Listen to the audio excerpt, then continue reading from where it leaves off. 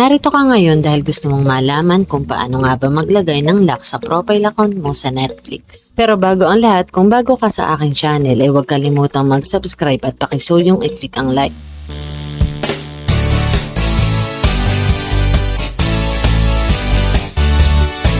Ngunit paano nga ba maglagay ng lock na kagaya nito? Una, i-click ang kahit anong browser sa iyong cellphone. Pagkatapos ay i-type mo ang Netflix search box. I-click mo lang itong nasa pinakauna. Pangalawa, mag-sign in ka gamit ang iyong Netflix account.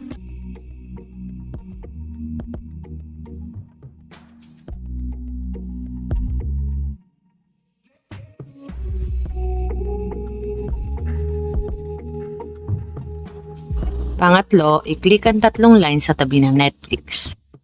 Pagkatapos ay i-click ang account.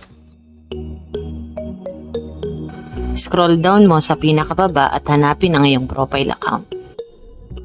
Pagkatapos ay i-click ang iyong profile at ang change profile lock. Ilagay ang iyong password sa box. I-click ang continue. I-type sa box ang iyong napiling 4-digit code. Pagkatapos ay i-click ang save. Bumalik sa Netflix app at i-check kung meron ng nakalagay na padlock ang iyong profile account. Sana ay nakatulong sa inyo ang maikli nating video tutorial. Marami pong salamat sa inyong panonood. Hanggang sa muli.